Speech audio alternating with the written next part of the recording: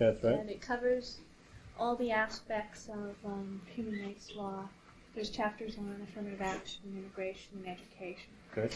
And there's one on hate, on hate propaganda, racial slurs, racist expressions.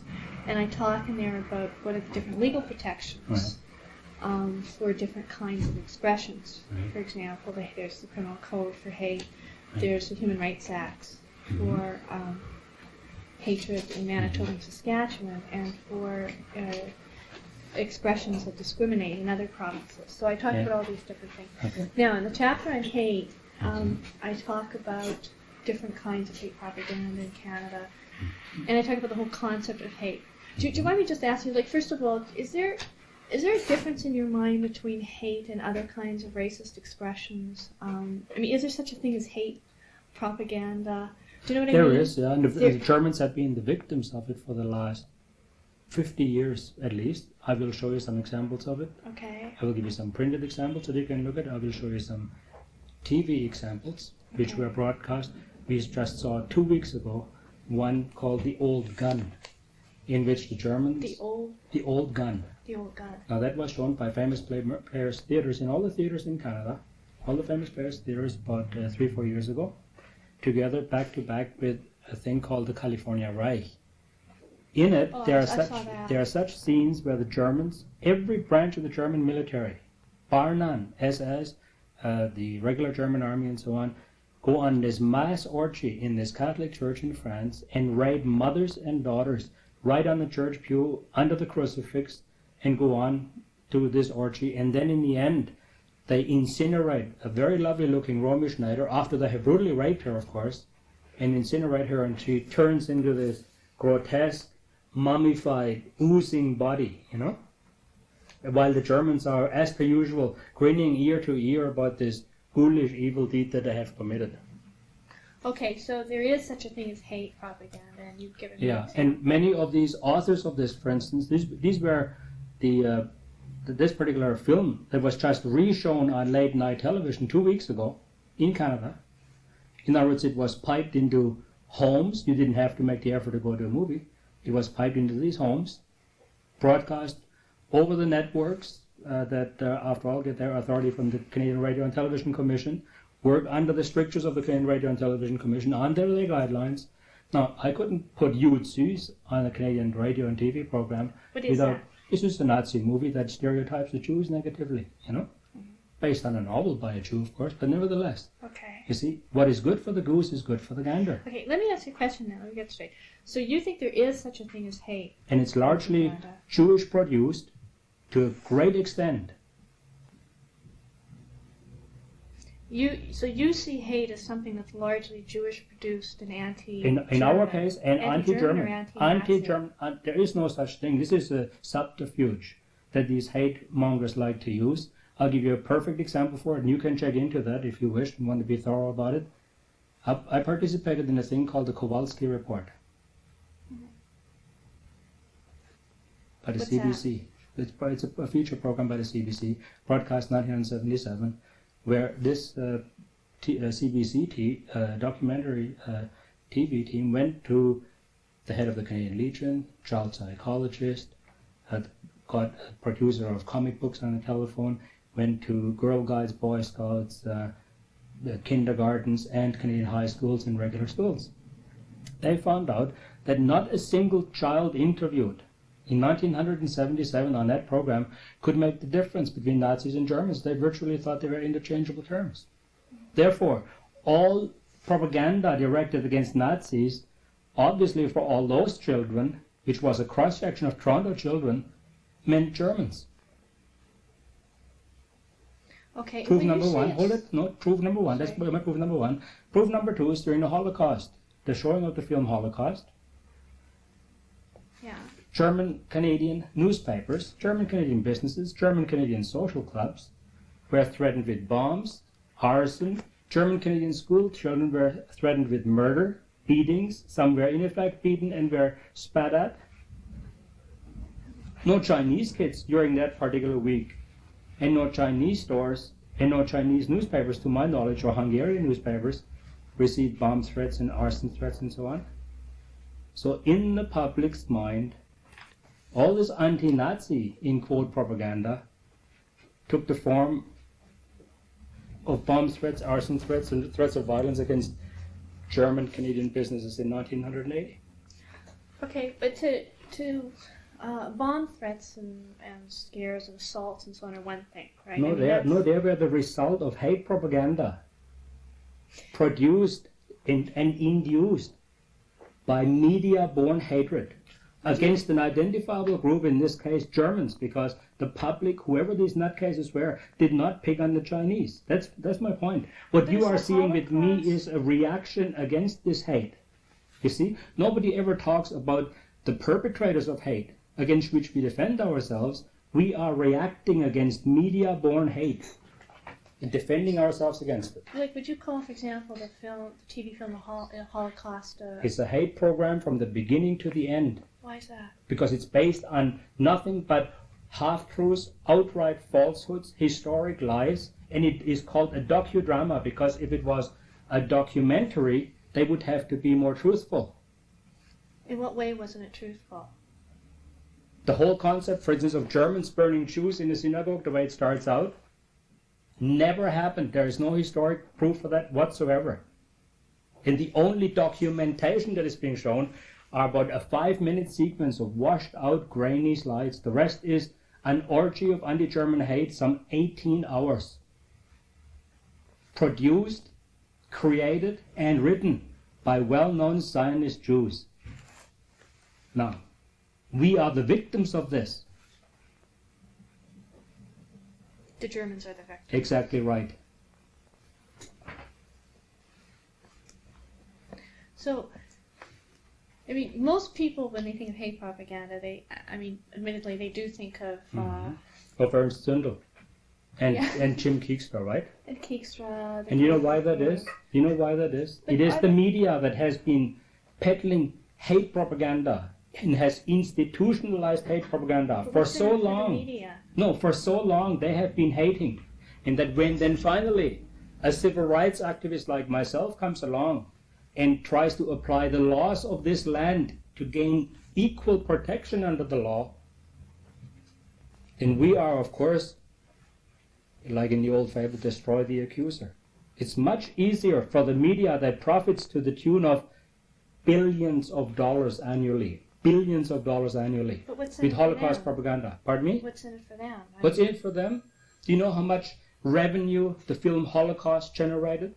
Do you know how much a commercial cost to advertise on the winds of war? $580,000 for a 1-minute commercial. We are talking about productions that are worth tens of millions of dollars. They spend $25 million apparently just to promote the blasted film. Well, when you say that hate is largely Jewish produced, against my ethnic group, against Germans, maybe some hate against others is produced by somebody else. I don't know about that. What would you call something like what are those anti-Catholic comic books, chick publications, whatever they are? I mean, is that hate? Is that hate?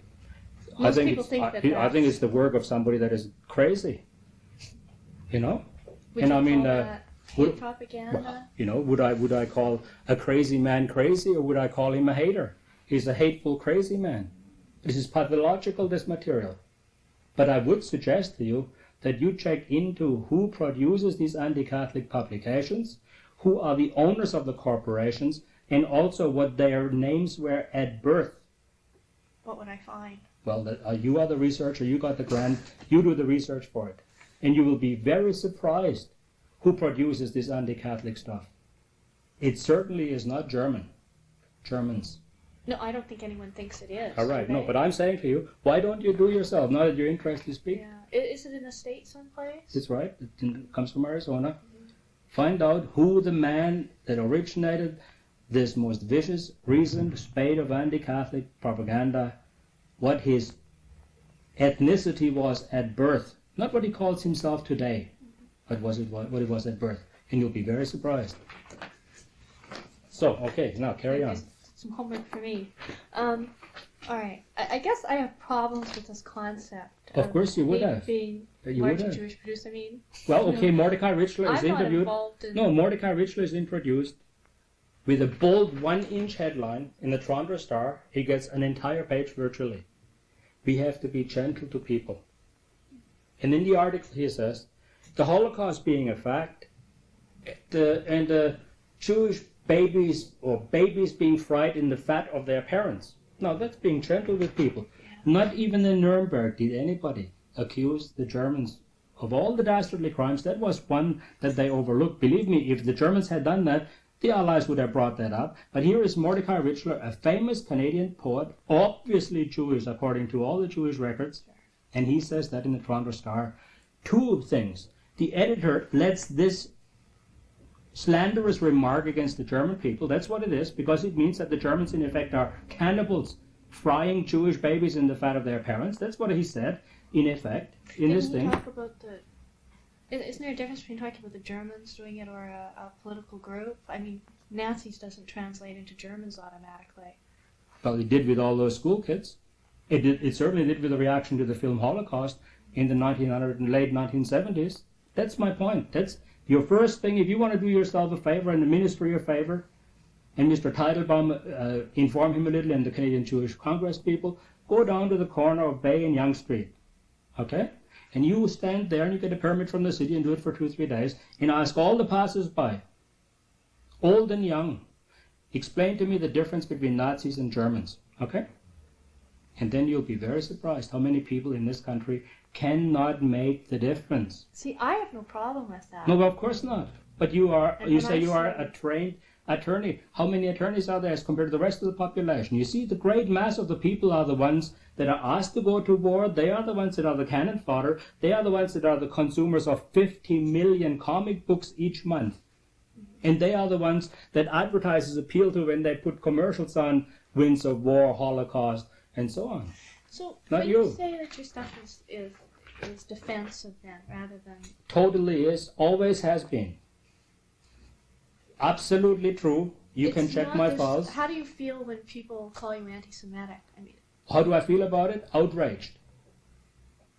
It's the oldest game in town that what you do is you don't answer the charge, you slander your accuser. Do you feel that that's exactly what is happening. True? The Canadian Jewish Congress not once has come to reason with me. I have offered to them through the ethnic squad. I can show you files and files of invitations that have gone out to Jews for the last 25 years by Ernst Zündel, before I was notorious, when I was just another nice fellow, you know, before they could say they wouldn't dignify me. Well, they're going to dignify me January 7th in my trial, you know. How do you feel about that? Do you want to I think it's typical. The Canadian government has not once seen fit to apply the law in regards to hate literature to protect the German ethnic group. And since I'm the one in the forefront that is saying to them, you do your damn job for which you are paid also with our taxpayers' money, it's much easier for them to take me out of circulation, they think. But they've got a few surprises coming, I guarantee it to you. What does that mean?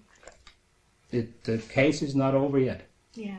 You know, just like I won my postal case in Germany, where they seized my bank accounts and raided over 2,000 homes, and then lost the case in the Ordinary Court of Law, and lost the appeal that they launched against it. And just like they lost the Canadian Jewish Congress, Ben Kafetz being up in Ottawa together with Sabina Citron, just like they lost on that one, let's just see what's going to happen on January 7th. You know, their track record is not very good.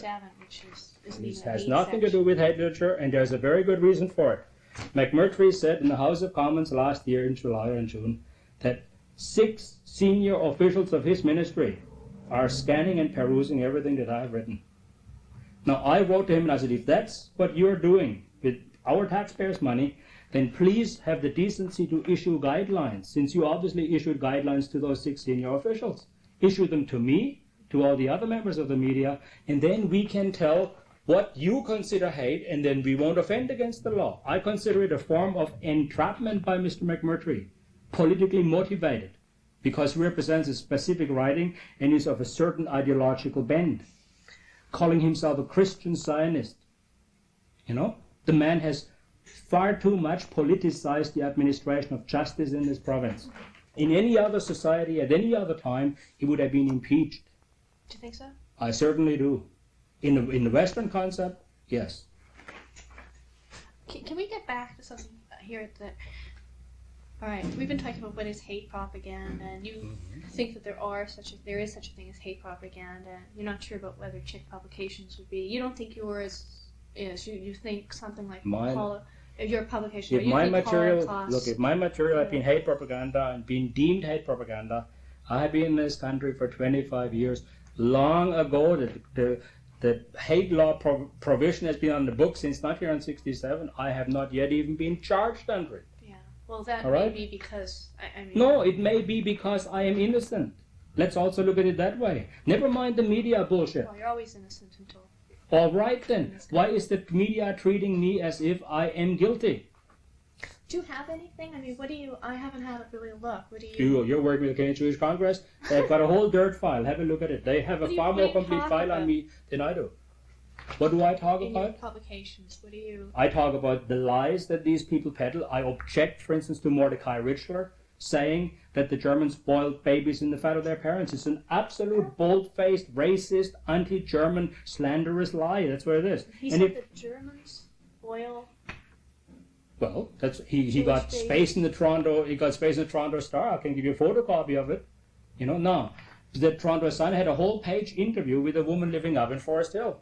She said she was forced to eat human stew in Auschwitz. Now, all the stories that I've ever heard about Auschwitz was that there was watery soups, potato or cabbage or something like this. Suddenly they have stew, meat, right? And she was forced to eat human stew. Not a court in 1945 or since anywhere in the world has ever charged the German nation, German people or German individuals with feeding their prisoners human stew. Yet in Toronto, the Toronto Sun publishes this in 1977.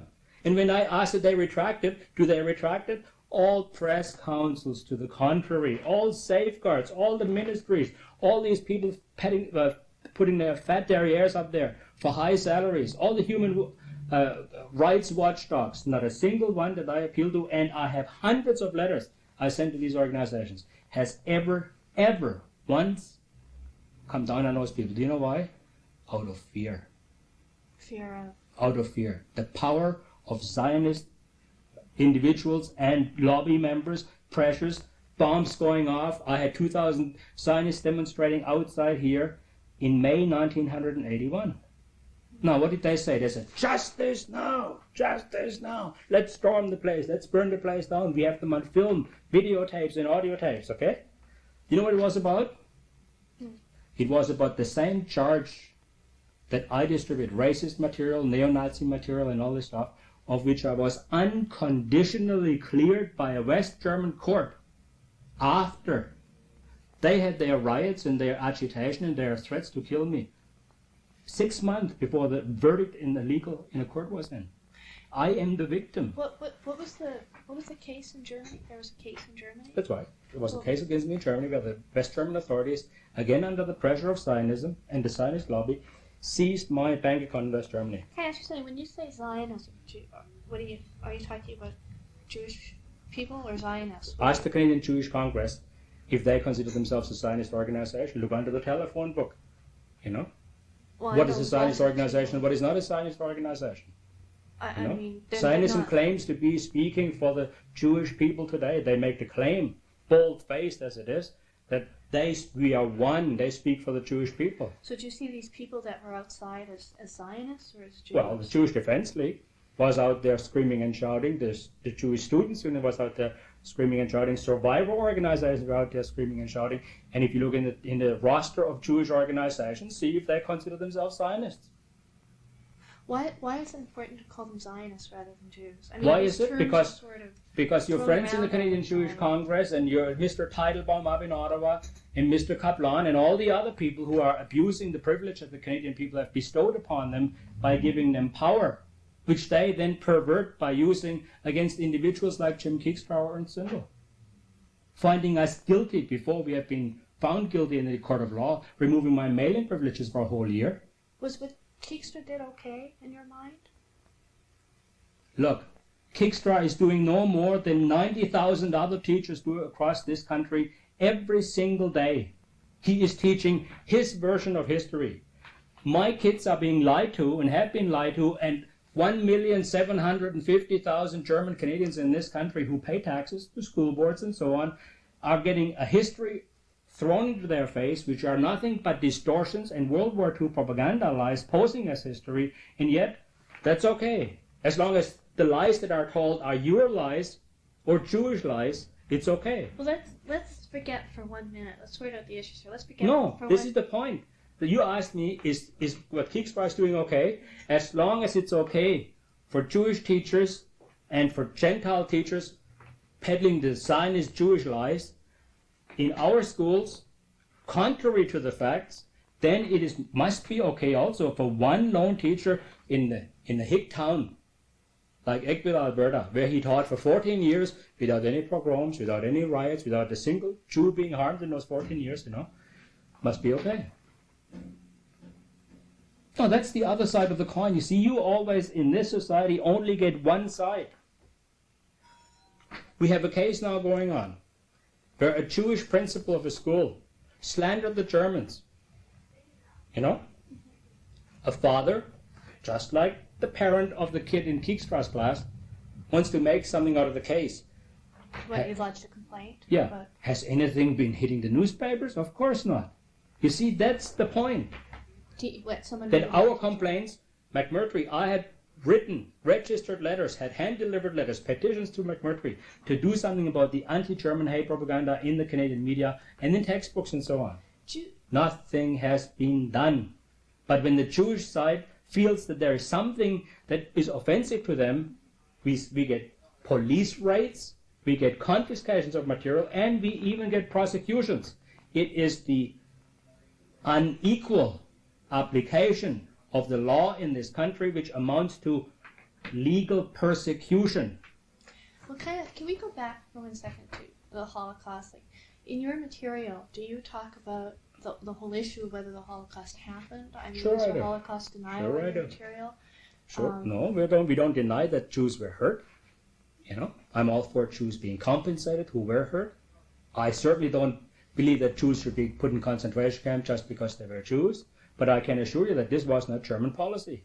Thousands of German Jews survived. As a matter of fact, according to the Canadian Jewish News, if you want to go and check into their files, they had published in 1983 or 82 that 4,300,000 and some thousand people are collecting pensions from Germany. Survivors, that is. That's okay, isn't it? That's fine, but then don't peddle to the world the lie that they were all killed, because there's only so many people to go around. So you don't believe that people were killed? Jewish people were killed in World War II? Of course some of them were killed. Some of them were killed undeservedly, and others were killed deservedly so. Why is that? Because they were saboteurs, they were partisans, even in the movie Holocaust. They're partisan heroes. We have survivors of the Holocaust bragging how many Germans that they killed. We have members of the Israeli Knesset, right interviewed here by Norm Perry on Channel 9, who said that they poisoned the bread for 12,000 SS officers who were defenseless prisoners, after the war was over. Why is it important in your publications to talk about the Holocaust? What? Because it's a despicable, slanderous, racist lie against the German people. Do you think I enjoy when my children ask me a question about history and say, your grandfather was in a war? Hey, Pops, did our grandfather, our granddaddy do something like that? And there's millions of Germans that have to face this question every day just to please a bunch of money-hungry, power-hungry, emotional nutcases. I should let my entire country and country's history go down in the history books as being a bunch of genocidal maniacs when we are totally innocent? Is perfectly ridiculous. I ought to get a medal. I ought to get the Governor General's Award for battling like I do. No, that's a fact. Well, it's not funny. Going back to the Holocaust, then you think that something happened where people died, but what? But as a direct consequence of war action, Jews died at the hands of American bombers. Sabina Citron said so herself. You mean it has nothing to do with anti-Semitism? Very little. Believe me. Very little. Very little.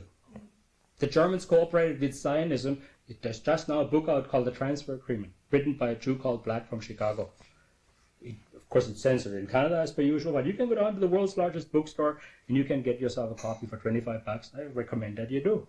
And it shows the collaboration behind the scenes and behind the headlines and underneath the headlines between the Nazi government and Zionist organizations.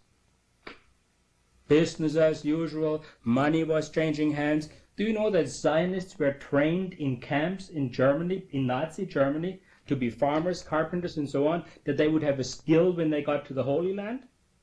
Well, let's go back though to this. I'm really very interested about the Holocaust and whether it happened. Or you say that it's important for you to... The Holocaust as presented today in the media and in all these books that I have here is highly exaggerated. World War II, hate propaganda. The numbers are exaggerated. The methods are exaggerated, totally unfounded in some cases. Individual suffering is based on hearsay, and so on. You know, if these people were ever cross-examined in a court of law, which people?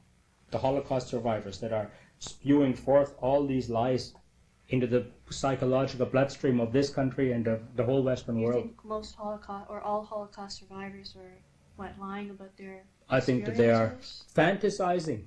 They have seen too many bloody films about the Holocaust. And their testimony virtually looks the same. Have you ever and they're very convincing. I can give you a very good case in point, okay? Frank Wallis, no, I'll give you a case in point.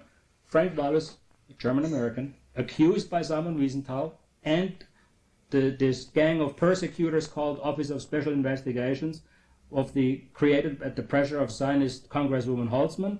Now, he faced, I think it was 11 Jewish survivors, all of them under oath in a courtroom in Chicago, told such convincing stories about being persecuted, about how he stripped women in the village square, of how he stomped on the one woman's belly, she was highly pregnant, of how he beat to death one guy with a piece of lead pipe. The one lady even said she knew the Jewish high holiday that it took place, the bench he was sitting on, the house number of the house, the time of the day, the hour of the day, the village that it took place. It only turns out that in the appeal it came out that out of these 11 witnesses, 9 never were near the place. Some of them were not even in Poland during the entire Second World War. Yet, a Jewish judge by the name of Hoffman stripped Wallis of his citizenship, nearly had him deported from the United States, ruined the man's reputation. He was assaulted on the street and beaten to a pulp, has had 6 heart attacks, has spent his entire life savings, his life has been made ruinous, all on lying testimony. And you think that and this is symptomatic. It is I'm not saying all Holocaust survivors, because I am survivor. I'm also a survivor of the Holocaust, the American-inflicted Holocaust with the bombs and so on. You know. Have you ever seen people walking around with numbers on their arms? I mean, for $5 you can tattoo a number done on Bloor Street and Young Street. And that's what it is. Some of them have collected vast sums of money. I can give you one case in point. There is the famous Deutsch case, where an attorney had dozens of reparations attorneys working for him. And the case came out, was a big scandal in West Germany, only one of many. The Esterházy painting collection. The Germans were supposed to have robbed this Count Esterházy of millions of art treasures. And this Jewish attorney, Deutsch from Basel, was negotiating with the West German government. At stake were some 60 million German marks. Now that's a crime of some dimension. You know, there are not very many con games like this going on in town. It only turned out that when the first installment had already been paid by the Germans.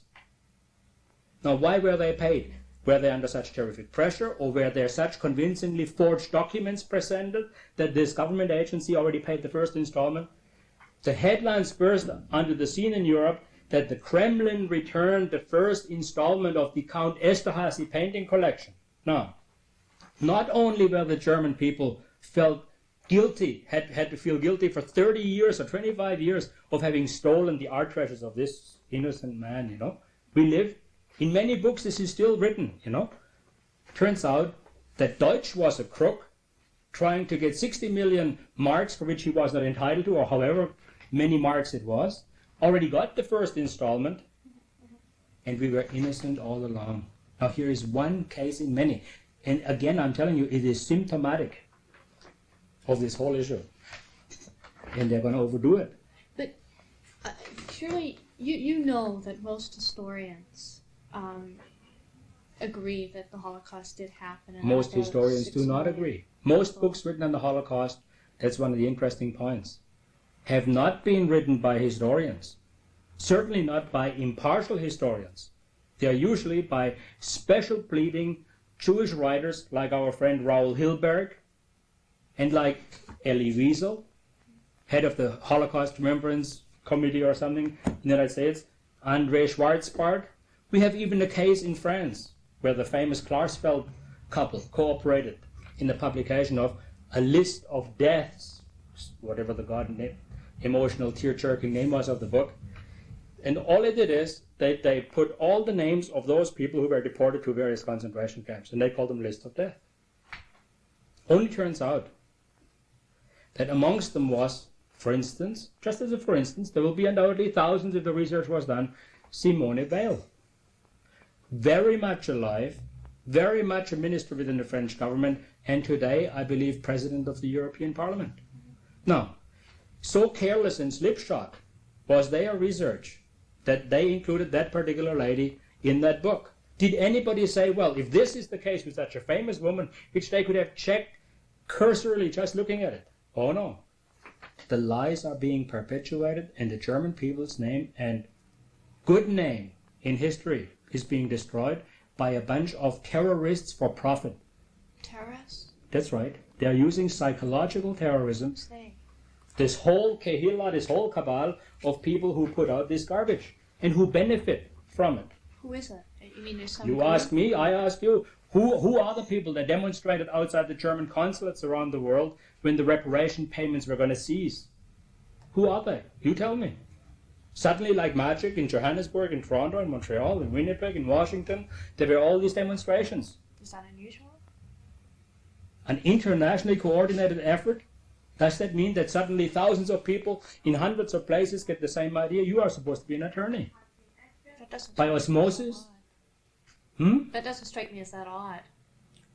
It was an orchestrated, organized effort to influence the policy of West Germany, and it was successful, unfortunately. You know?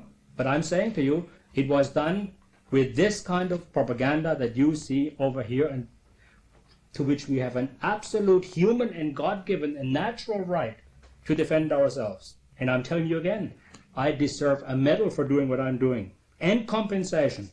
And one day I'll get it. You believe me? Because the Holocaust, as you and I have been told, is crumbling. There are hundreds of books already written around the world by hundreds of reputable scholars, just as reputable as some of these jerks here, you know? And their figures don't jive at all with somebody else's figures, you know? And I'm telling you, it is terrorism, psychological terror on an international scale, involving murder, bombs, assassinations, threats of assassinations, beatings, and so on. And you know, they have all been documented. And in each case, virtually in each case, they were Jewish individuals ethnically who perpetrated the deeds. Can I ask you something? How do you feel about someone like me? I mean... I don't feel either way. You're a rather pretty, open-faced young woman. You say you're half Jewish. You come to me. You want information. I'm giving you the information. But I mean... You personally are totally immaterial to me. You are just like me. We are a vessel for a truth or for a lie. You know, I'm sharing with you 25 years of hard-earned Well, can you imagine research. how I feel when I hear you talk about, you know, an international... You should feel elated. You should feel elated. I don't feel like I'm part of any international Because conspiracy. no, very few people are. Otherwise it would cease to be a conspiracy. Don't be so naive. You know? Don't be so naive. But I don't you expect that think- Maya Kahane calls you up at night and says, now go down and demonstrate outside Zündel place at 4 and 5 o'clock in the morning, shout, dance the horror, sing, and make sure that he can get a decent night's sleep. But you think that this conspiracy is a Jewish conspiracy? Do I think there's a Jewish conspiracy? There are thousands of conspiracies, if you want to put it that way. I think the OPEC oil cartel is a conspiracy. against the industrialized nations. I think the bankers with their interest rates obviously have a conspiracy going. Otherwise, one bank wouldn't have the same interest rate as all the other banks. You know? Let's not be ridiculous. But are there a bunch of learned elders of Zion with long flowing white beards and black kaftans, with fingernails long as claws, dripping with blood, figuring out whether Ernst Zündel is going to be bombed or not bombed? No, I don't believe that at all. Not for 1 minute. Otherwise, I wouldn't bother to do what I'm doing. I'd be out there opposing them with the same methods. Can I ask you something about yourself, like Sure. your background? When were you born about? And I was born in 1939, raised in the Black Forest in Germany, pious Christian home. My parents didn't have a clue what was going on in the world. I was a complete and firm believer in the Holocaust, lock, stock and barrel, felt guilty that the Germans allegedly did all these nasty things to those beautiful Jewish people, you know. I had to come to this country to find out that not all Jews were beautiful and not all Germans were nasty. what changed you? Information that was available only over here. Did you meet someone or read? I've traveled the world, my dear woman. I've traveled the world, interviewed some of the most interesting and famous Jews that you will ever meet and who you will meet if you're going to be participating in a court case. And here where I got my information from. I came up by my information the hard way. I too had to go to places like you did today, into the lion's den, face people that I was scared of and didn't know whether I was going to be beaten up or whatever, you know. Sure. I went through the route. I met ogres that I was, and I had to totally change my mind. You see, you're looking at a person who already has crossed the Rubicon. I used to believe in this lie, but truth and information set me free. You see? And once you have recognized the truth, it would be immoral and irresponsible and also, may I point out, illegal, because I would be an accessory to a fact. And one day, in the not too distant future, there will be people hauled into court in Canada and West Germany and America for being accessories to blackmail, terrorism, robbery, extortion, based on some of these Holocaust claims. You mark my word for it. The 1980s are going to see it. That's right. But you think they're going to have Holocaust survivors in court, or people Absolutely. Absolutely. that are getting pensions which they don't deserve, whose stories will not check out. Ernst Zündel is going to be the one straw that will break the camel's back.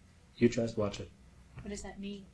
It means that the Holocaust story will be judged before Zündel and after Zündel. Why is it so important to you?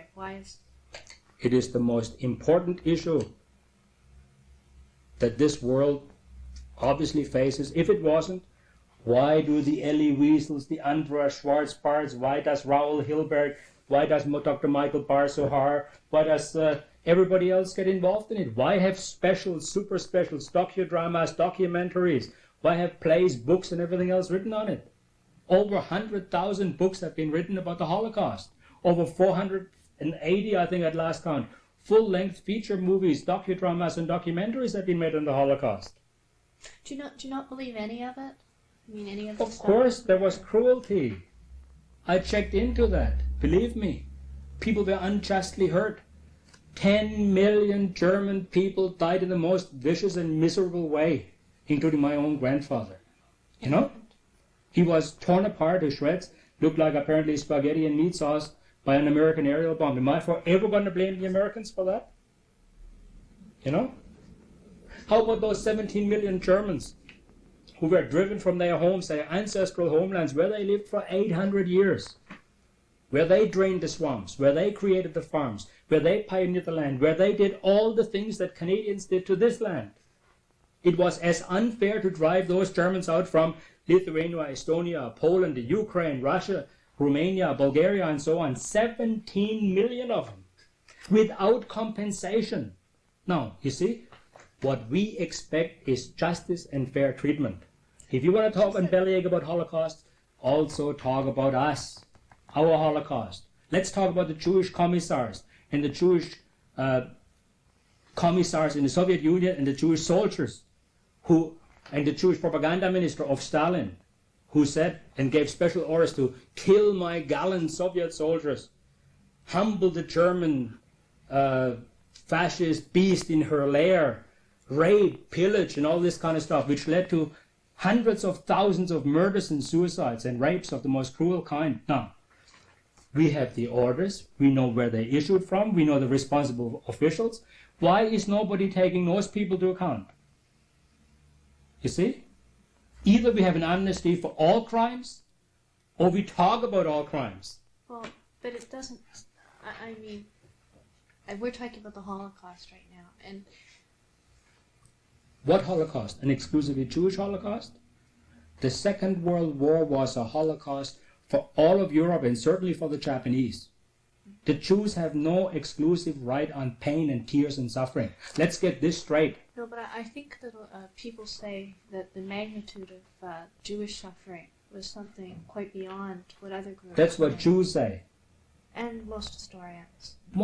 Quote me one. Who is your most historian? No. Who is your most historian? Well, you go to a bunch of Holocaust racketeers. You know. Who? I mean, if you go anywhere, like go to the Encyclopedia Britannica or established texts. You know, it's the Ministry of Truth. Since we are talking in the Orwellian year of 1984. No, that's what it is. Whom's truth? Are my facts and the German people's facts? Forisson from France, his facts. Felderer from Sweden, his facts. Lilienthal from the United States, a Jew, his facts. Domergue, the French Jew, his facts. Not worthy to be looked at because they don't happen to please the people who are raking in billions of dollars with illegitimate, illegal gains that they squeeze out of these subject populations through propaganda and terror? No, my dear young woman. There is going to be a change. And the change is going to be initiated from the city of Toronto. And we are doing it. Truth is going to shatter their entire racket. Yeah. Are you planning to do something? I mean, we're just... What do you mean, planning to do something? Do you think this is all unpremeditated, what I have been doing for 25 years? The fact that you came here obviously proves that there's somebody interested in doing the Canadian Jewish Congress. You wouldn't be taping it if somebody didn't want to listen to it. Right? You wouldn't want to spend and blow the money on the grant. Hopefully somebody's going to listen to it. Yeah. It is disgusting. What is happening in Canada is disgusting. It is dishonest that we, the Canadian Jewish Congress, one of his organizations, got, I think it was $700,000 worth of a grant to establish a Holocaust data bank. There was no attorney there, neutral attorney. No, hold on. There was no neutral attorney there to check these people who were giving their hearsay evidence. They were just reminiscing.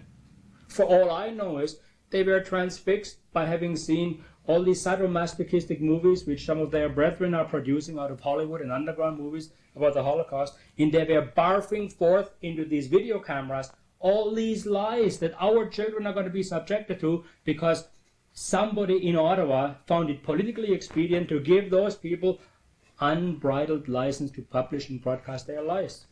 Can we talk about your charge for a second? Did you feel happy about the post office case, about the outcome of that? Were you... Did I feel happy about it? Yeah, were you content with I felt vindicated. decision? No, I was absolutely not. It is not the end for me as far as I'm concerned. Somebody is going to pay for depriving me for 1 year of my privilege of receiving and sending out mail. Any man that communicates through the mails, which is what I do, that unjustly gets deprived of this right for a whole year is grievously injured, maliciously prosecuted by a conspiracy hatched behind the scenes by the same woman who laid the next charge against me. How do you feel about like John Ross Taylor and his losing his telephone privileges and so on? What about that? Did you ever listen to his message? I couldn't be bothered to call up the message. And already you can see if somebody has to go to the trouble to dial some old man's hate message or whatever you want, informational message, the principle itself, to me, is what counts. And that is that in this country we are so fast in banning things because we are so afraid of what some guy might say that isn't popular. We are the most over-regulated society. We are the most over-legislated society. And I think it's basically due because we have nothing but lawyers and accountants sitting in Parliament virtually, you know? Mostly lawyers. Well, it's certainly symptomatic, and you can usually tell the health of any civilization by the amount of laws that it passes, you know? And we think by throwing a law in a paragraph in the face of some problem, that's going to solve the problem. It won't solve the problem. It won't solve the problem, believe me. Just as little as the hate paragraph, which the Jewish side basically rammed and railroaded through Parliament. You mean the hate section? Exactly right. Why don't you go back to the... I've got all the files on how the hate law was peddled and promoted and by whom it was started and initiated and all this kind of stuff. It has nothing to do with the Canadian will of the public. It's a special interest law created and demanded for by special people, and now they're not happy with it either. But the people on the committee were people like Pierre Trudeau and Tamis Cohen, Mark... Who 1 year later became elected Man of the Year by the, I think it was Canadian Jewish Congress or somebody. But it wasn't... What does that mean? What does it mean? It wasn't totally a Jewish committee. It was... No, of course not. Of course not. Of course not. You know how many sat in the committee that banned booze in the United States? How many members of the Temperance League do you think were in Congress passing the law against prohibition? Well, okay, look, there's the answer for you. Don't be so goddamn naive. You know? Lobbies are the ones that get laws passed. And parliamentarians and congressmen usually rubber stamp it with one eye over their shoulder towards the next election and for their next campaign contribution. That's also a fact of life, ain't it? You can understand that it's a bit difficult for me to really identify or sympathize with. I'm not interested in convincing you or sweeping you off your feet. You came in for some information and you are getting plenty. But especially since I've seen Holocaust survivors. And yeah. Do you want me to wait and I've talked to no people? No problem. Is your table still running? No.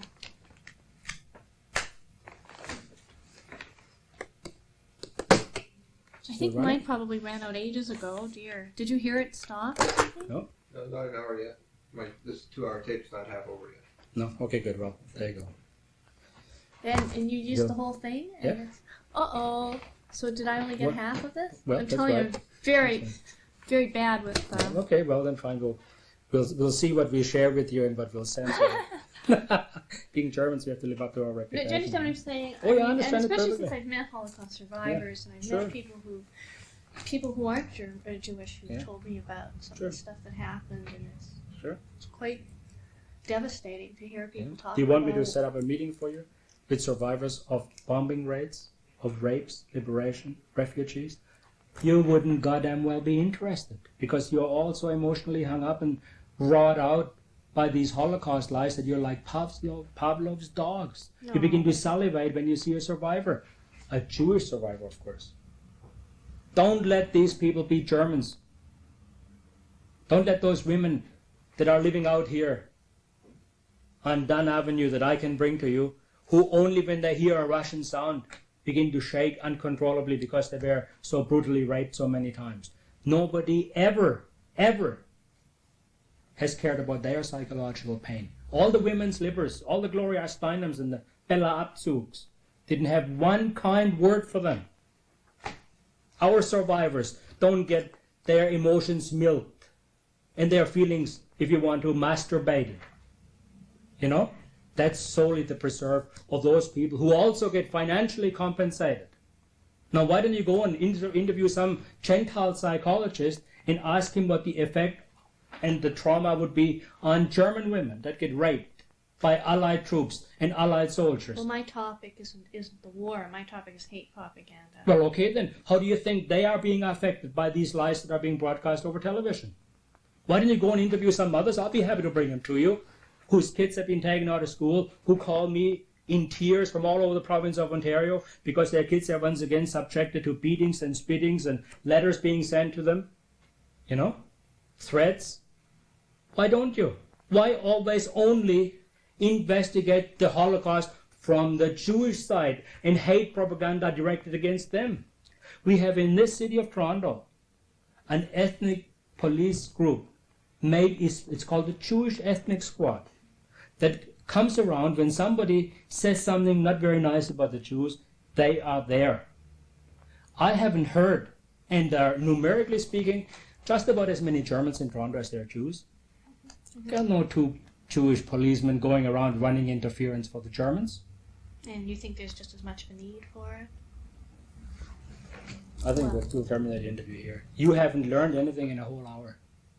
You are so blind and so deaf, even to my explanations, that after an hour you don't see it.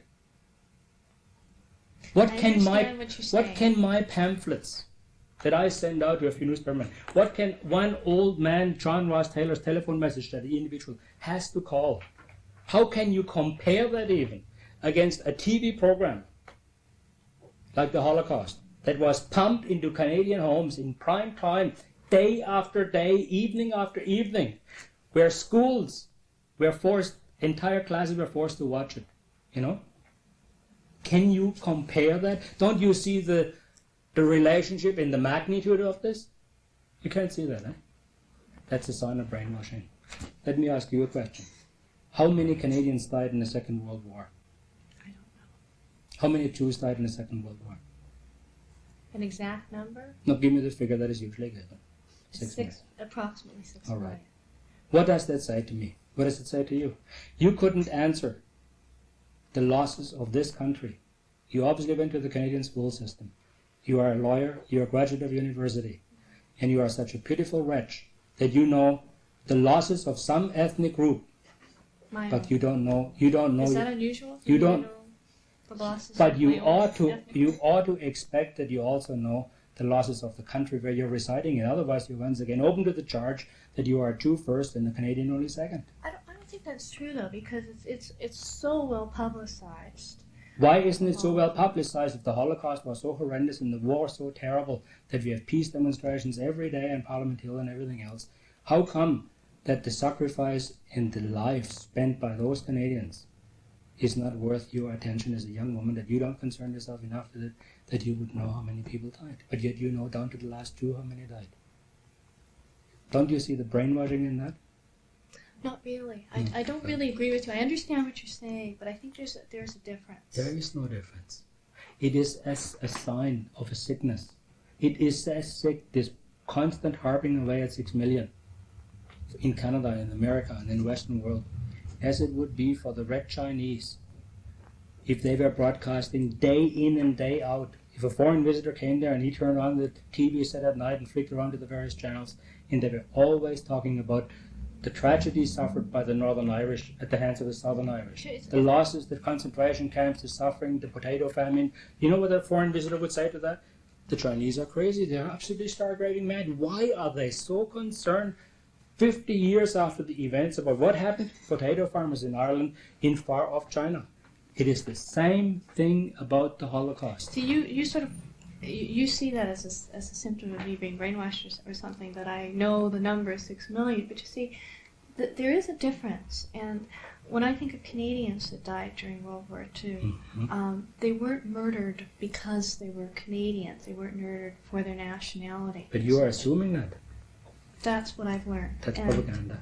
See? And whereas the reason the figure 6 million stands out with Jews, where the reason that particular issue seems like an important issue, is because those people were murdered purely because of their race. And I think there's a very profound difference between those two situations. That's why one has captured my attention and the other hasn't. Right. But it's a reasonable argument. So Such a standard argument that we hear all the time. So please forgive me, since you know you say my own ethnic group, if I also go and pinch it for my ethnic group, is far more propagandized against, has far fewer champions, because we have no Barbara Fromm on the CBC Journal that will get on every bleeding, lying heart about this story and that story, you know. We have no Larry Solves, we have no, what's the fellow on Channel 9 that I mentioned before, who interviewed Simon Wiesenthal? Norm Perry, you know. We don't get the Bentleys and everybody else giving us airtime, you know. We are the ones that are constantly under attack.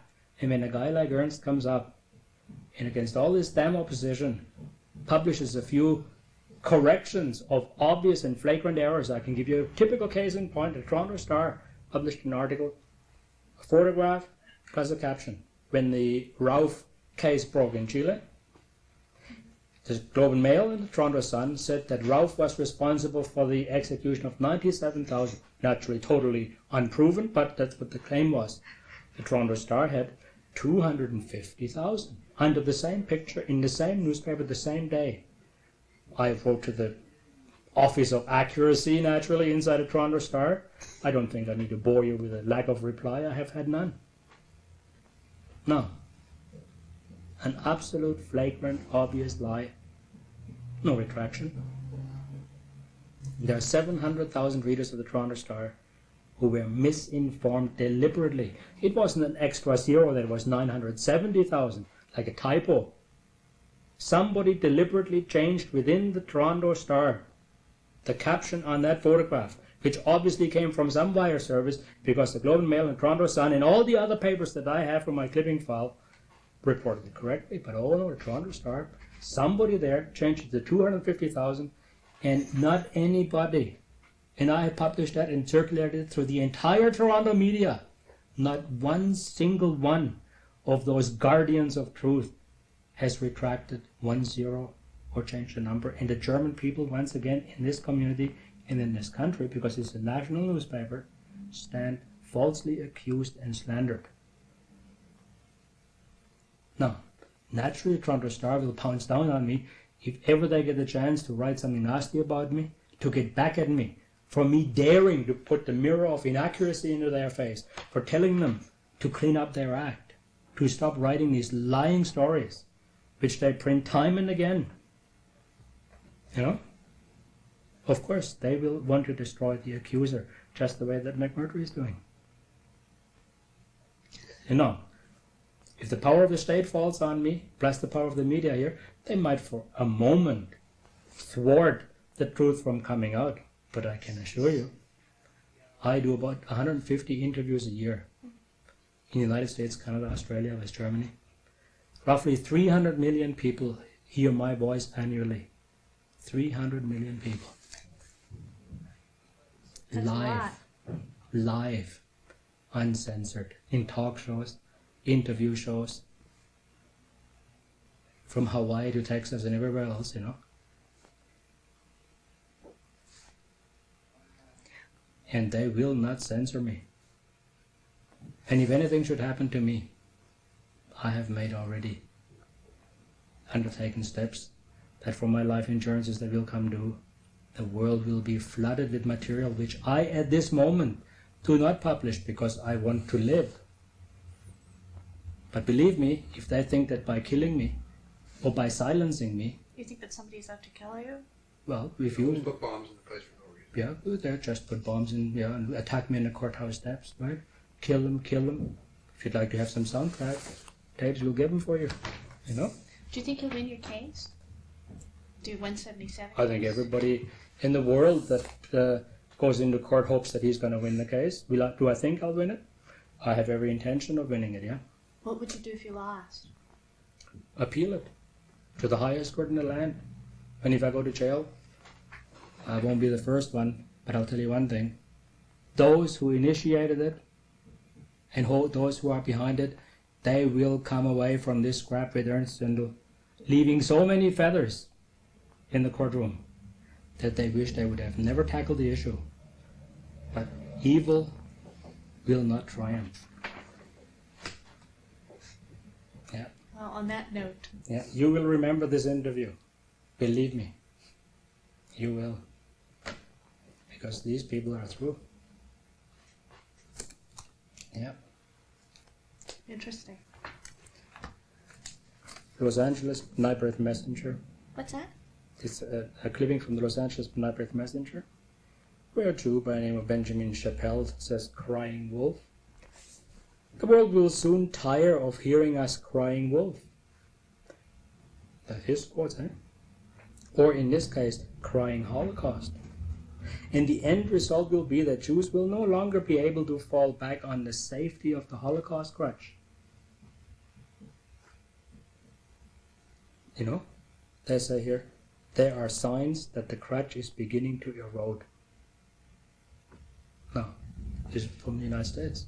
I can bring descent clipping from West Germany, from France, from Australia, and from Canada, where another wise, rather high standing Jew said the same thing.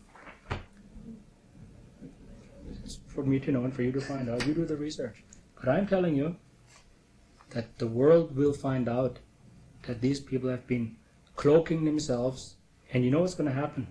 Anger can be very creative. Believe me, there's enough people out there, and I know it through my many interviews that I've conducted over all the years in my speaking engagements and the question periods. All this one day is going to backfire. And all the horrible crimes that these diabolical scriptwriters have portrayed on television shows that the Germans allegedly committed against the Jews, some nutcase, some mental case is going to commit against those people. You know that? And it made no difference. 20 years ago I warned against that in public speeches and radio programs. To watch their step, to watch what they were doing. Oh no. They want to vomit forth their lies. I don't know if you've seen that particular one where this Nazi comes up from Argentina and he drills this poor person's teeth, you know, and all this. You know? That's Laurence Olivier and that's Marathon Man. Yeah, all right. No, things like that, and far worse, the one with the flamethrower, the fiendish rapes and the butchering and all this stuff. I'm telling you, you will see some slob, some vicious anti-Semitic slob will pick up on that theme because video cassettes will be played to them by armies, you know, when the tide turns, as they will in some countries, you know. And I'm telling you, these horrible crimes that normal people could not perceive, but into the feverish, overexcited, dope-riddled brains of these scriptwriters come up with those things, you know. Chainsaw massacres and all this stuff. I'm telling you, one day, you're young enough to remember it, and I'm young enough to. You're going to head for a world. If the cops now are worrying about all this violence against policemen, because 1 or 2 films are out about this, you know, can you imagine what has been stored up in the collective psyche of society? I think that's going to trigger some action. Can you not see that? Doesn't that concern you? Doesn't anybody in your multiculturalist ministry ever check into that? Violence concerns me. I'm concerned with the portrayal of violence on television. Now, sure. If a cop can get murdered by one man seeing an anti-cop film, how about all those Germans that have been portrayed and killed so viciously and so brutally in so many films? If you'd like to now, we'll show you some video clips. Sure. You know? That'd be interesting. Okay. I'm gonna shut this off. Yeah, sure. I hope that I got everything. Yeah, we'll sit over there. We'll sit over here. Sure. What am I seeing?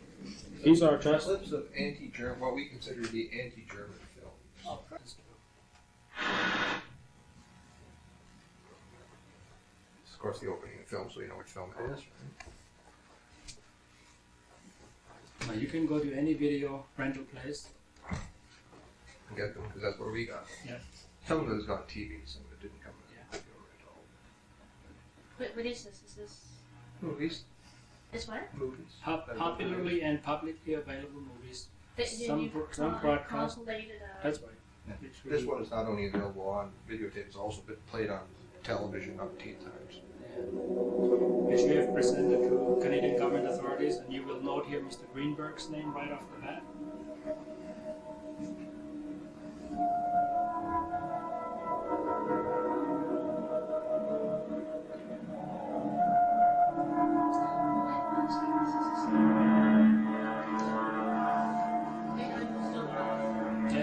Yeah. Produced with Canadian government support, Canadian government cooperation. All these actors are Canadians. Kate Reid. That's right. And what if this is an anti-German hate, what is it? Yeah, just wait till it unfolds. See how we're gonna go. This is a setback during the war. That's good. It's modern day. It's like The Boys from Brazil. Vicious movie. Every time some person is in a shopping mall and hears the guy with the guttural accent the night after he sees this kind of a film, he must be wondering, this is one of Hitler's clones and agents, you know? That's how it looks to us, you see? Because we are the objects of suspicion. To you, it's just a film. You as a person obviously have an emotional detachment, which is commendable. But then after all, you have got 4 years of law school behind you, I suppose, plus a pretty good education. But other people react with their guts, you know?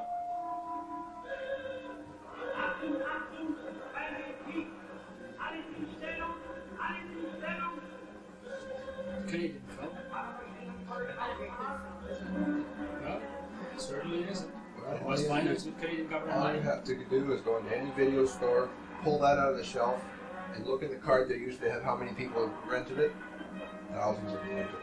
Yeah. Also, some Canadian government officials who okayed the renting and the Coast Guard and the cooperation and so on of it, they thought it was good enough to be produced, you know? I'm just trying to remember some of this. I saw this when it first came on. This is where the so-called German captain of the boat that was just sunk by the death ship is now going to be, become a Nazi, as it were. Being taken over. In quotation marks, of course.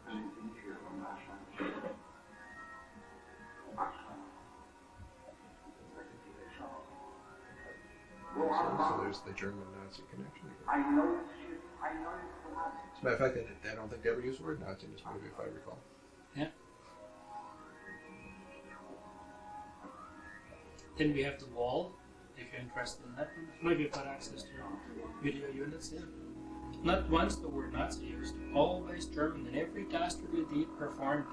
Now, you see, most Canadians have become so desensitized that they think this is all perfectly logical and it's all happening because it's true. After 40 years of brainwashing, Canadian society, when it comes to Germans, is no different than American society was during the time of slavery. It was perfectly socially acceptable to be holding slaves and beating slaves, no? Because it was part of the social See law. now, here, listen. Wherever they are, he certainly doesn't care about the ship. What nationality can they be? How about German? German, yeah. Look at this. It says, this is a game for your son, I think. It's German. So, Me too. 3 times we have to put German in there, right? Would you call this, would you call that hate? Of course. It is negatively stereotyping the Germans as being monsters, vicious. As a matter of fact, the one Jewish lawyer, Greenspan in Ottawa, he defined hate as creating an intense dislike. Sure. So there you go, this is obviously hate. You're going to try, but I have to go. Good. Right when you show me the movies, I have to go, right? No problem. Although, just skip up to the other part. We'll go and see that. Skip the part about the Nazi candies here, where she all bursts out and playing guys over them. Get to the torture chamber, that's a process.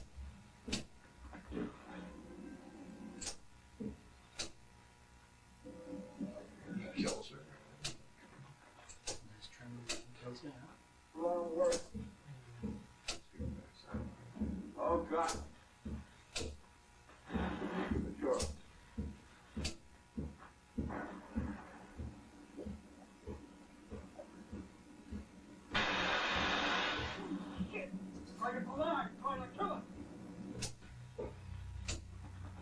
He just changed into the old Nazi uniform, right? Take the shit from you. There we go. She gets stuck in the shower. Yeah. Hang on a minute. Looks like a spot.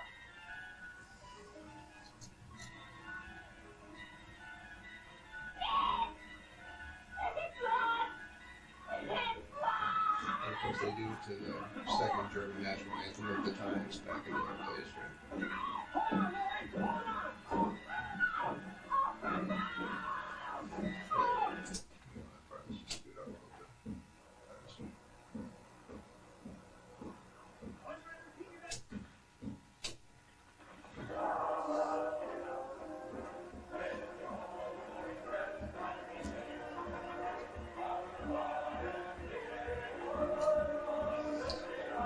You've seen the film Under the Man in the Glass Booth? Yes, excellent film. Fantastic Yeah, acting. it's excellent. Fantastic acting. Now there is Maximilian Schell, brilliantly, convincingly acting this German, and I have never seen a more diabolic film than that. You know? Now, 90% of the film is all these nasty things that he says the Germans did, and how Hitler liberated their psyche through death and all this bullshit, you know? And then, for about 1/5 or maximum 1/10 of the film, he suddenly turns into a Jew, you know? And such a nice Jew that you even feel sorry for him then. That was broadcast last week, Yeah, it is. you know? He's fantastically convincing. In the Right. film. No, it's lies. It's lies. It's a totally fictitious story. It's absolute lies. You know? Yet, if you were to take a sampling of people watching that, they'd be so enthralled, they would say, my God, can you imagine that? And if you were to show that film to a jury one day before they have to pass the verdict on me, they'd find me guilty. You see? No, that's the viciousness of propaganda, you know? And if they can do that to the Germans for 40 years and get away with it, whoever these people are, someday, somebody will once again have the power and this way over them and will do it to them. And this vicious circle will never end. And it's up to this generation, if we have learned anything at all from the Second World War, to change it and to end it. And we have to do it through kindness and through truth, even if the truth hurts. Now here, I've got a torture chamber, you know, toothless skulls, see, there. And one passing thought, under mass murder, look in Guinness Book of Records and see who you find. You won't find Hitler. He's not even mentioned. Who is in there is the communists. That's right. Number 1, Mao Zedong. Number 2, Joseph Stalin. They're the biggest mass murderers. So why don't we have all these stories? If we want to, you know, deplore murder and violence and war and stuff, why don't we make movies about them? Sure. Because they're not. I mean, certainly the starving to death, the beatings and the tortures, all the stuff that ever happened to all those people under those communist regimes was just as bad as anything the Jews claim ever happened to them. So why don't they do that? Again, I think that it's what I mentioned before. I think maybe part of the fascination of the war is, again, the murders. It's externally induced. Don't you understand that? Well, what I was going to say is that the murders under Stalin and Stalin didn't really have to do with particular racial. What is so holy about What's that? the difference? What's the difference between classes of people and races of people? There's 20 million people died. Doesn't that count for anything? It's really quite terrible, but I think it's also a little more remote in time. Bullshit. The Gulag is still going. Has been going for the last 40 years. Don't try to excuse the inexcusable. I guess that's true then. When the Jews say about crimes against humanity, they only consider themselves humanity and nobody else. Exactly right. I don't think that's true. Well, that's just what you said. All these 40 million people don't mean nothing. Just because these people I didn't say that. I would that you never think. say that. You just did say it. You didn't even notice you said it. You just said it. No, I would never say that. It's gross. It's horrible. Yes, it is. That's And I exactly think how there we is feel about it. I think there is Until the day that there's an equal number of films produced by Jewish writers who dominate many of these networks and so on, the producers, like Chomsky and these people, the day when Ernst Zündel will be demonstrating outside the German consulate and outside the Jewish consulate in support of the Israelis, then I will believe that they have changed and they produce films about us. If it's all this special pleading and bellyaching about their own kind only, you will excuse me if I think that they're being slightly unfair. And until such I time, may we not will agree see. with you, but I really appreciate Well, you fine, meeting with me, and fine. it's I know very, very interesting. I know I'm right, and truth is on my side. I might have power on me. I didn't say. I won't have power on my side for the moment. That'll come later. I have to unplug myself Good. here. No problem. I haven't eaten any lunch. I'm just Sandy. starving. Good. Let's unplug this stuff here for you then. Pardon? We'll unplug all this stuff here for you. See, was the Kaiser on trial in 1918? You have a good library here. I have a lot of. Makes no difference. What the Germans can't do anything right, you know. Well, Yeah. I don't feel that way. Here? Now, you see, if You you know had that, don't you? Yeah. if you had had the time, we would have shown you these other clips on there, Yeah. not of Maybe nothing when to they do. all come back. No Nazis here, but because it had so many Jews in its cabinet, with possibly Jews coming out of the ears. Bayoneting ladies, shooting Red Cross nurses, getting nuns to do indecent things, carrying a dagger, a torch to burn Nazi glass items, sinking hospital shirts. Every crime. It's the First World War. How long is hate That propaganda? was, But you see, Put out by the British Empire, it's a good little you can buy here, Mighty Convent, right? The Nazi book, like Jim Keegstar book. British Broadcasting Corporation. and the other movies here, the clips that we had here was a movie made about the Civil War, Sure. and the only nasty guys in there were Germans, showed that way. Sure. Another one about some Mexican Revolution, 1917. I'm trying to The think. nasty guys. Who were the nasty guys? The Germans, Sure. etc., etc. It's got nothing to do with Nazis. See? Nazis, Germans. This is Germans kind were of nasty. war guys, are you aware of it? Over and over again used.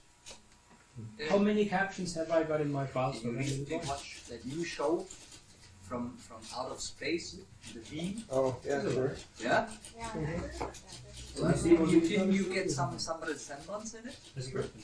You don't have to. You don't Their have to. their don't their have to their, look for their it. emblem resembled the He was swastika. released within when When it was first released came out, the within original, very few hours. Yeah. the write-up from TV Guide stuff, they said What that's why the they picture, picked what the that picture from conjures up. everything look as Germanic as possible. No, Yeah, yeah. to this So concept German, that's what it is. of That's kind of like German that. brutality that they would have no The opinion of one of you, I have that man lived and prospered editing another suite survivor.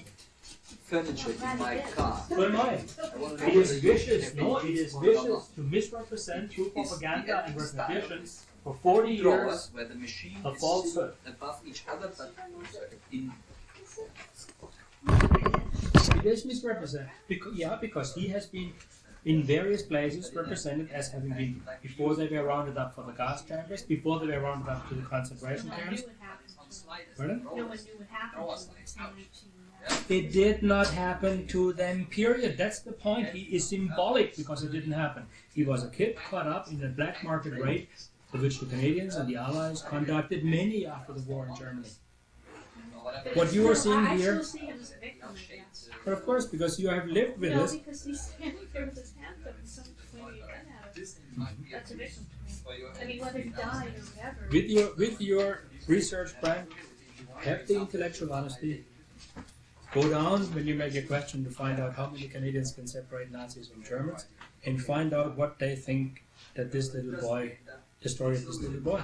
Get the reaction of the public. Yeah. When You they won't- don't do that. No, you won't have the That's honesty not to do my- it. That's not my topic. Understand? You No, understand? no. My topic. I understand it. My topic yeah. isn't whether the Holocaust happened. My topic is what is hate propaganda. This is hate propaganda. That's what I'm trying to illustrate to you. If you don't investigate, if you're going to go and investigate a little pamphlet here like Hickstra and Ernst Zündel, You see, what I'm doing, I'm talking about the prosecutions that are going on. I'm talking about what the section says. I'm not launching into a study. I wish I could, of all the different kinds I of asked the hate. Multicultural Ministry also for a grant. Not in 81 already. I don't suppose they said No, yes. Mr. Teitelbaum would rather support his own, I suppose. Well, he's not the one who gave the grant. He had nothing to do with it. He's an employee.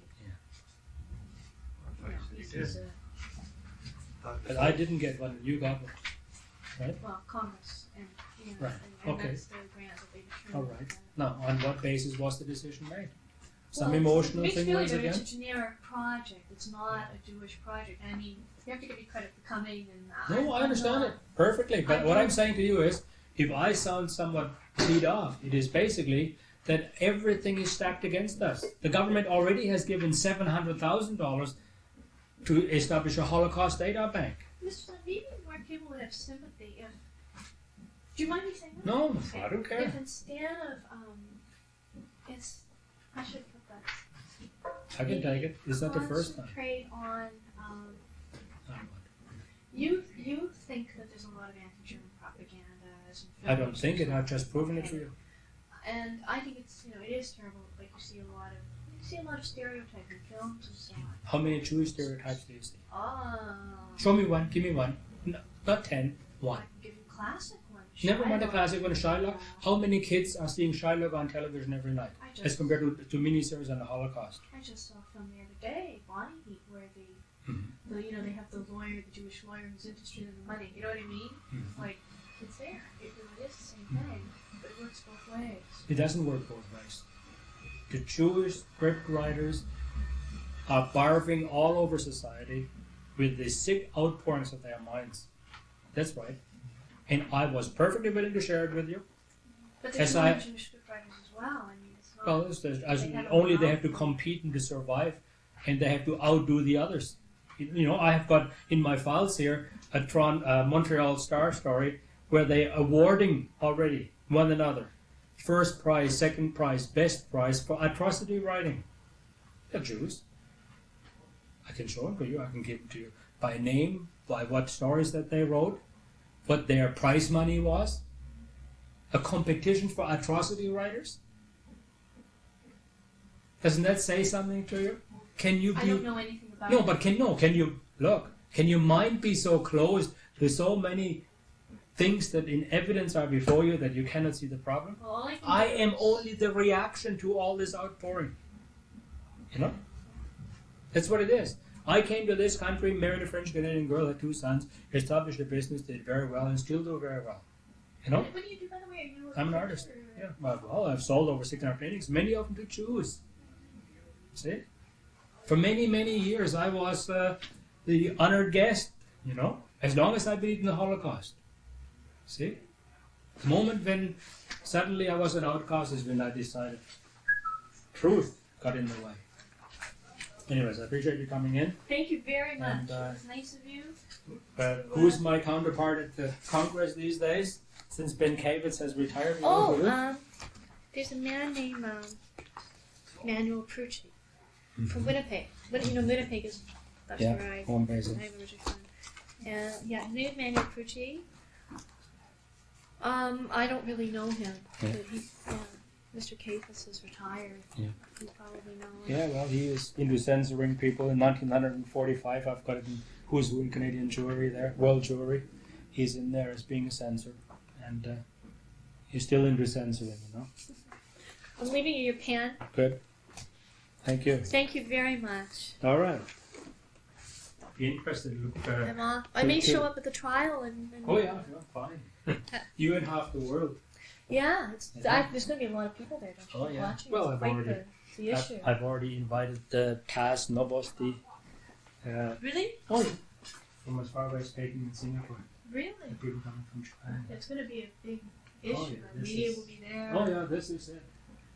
Every member of parliament from West Germany, every member of parliament from Austria has been informed that the trial is coming up, what the issues are in the trial, has extended the invitation, they've been given phone numbers and addresses of hotels that they can stay. Yeah. So do you think there'll be huge? You think They there'll be will a lot of people? well, they will be turned in. Already I know that there are observers coming from Are you going to Keekstra's trial? Or are you I done have. with I yours? basically went to Express trial to monitor the performance of the attorney there to see how it was being fought. As long as others are allowed to teach their lies, then one more, even if you are telling a lie, one more lie makes no difference. You know, there is no balance in the presentation of these World War II facts, and if we want to have a world in peace and justice for all, the world will not make us genocide maniacs. Believe me, there's too many Germans with too much dynamism in them and too much creativity. We will not go down in history as genocide maniacs. You know? Sure, yeah. Bye. no idea. Yeah. Bye. It's nice meeting you. Same here.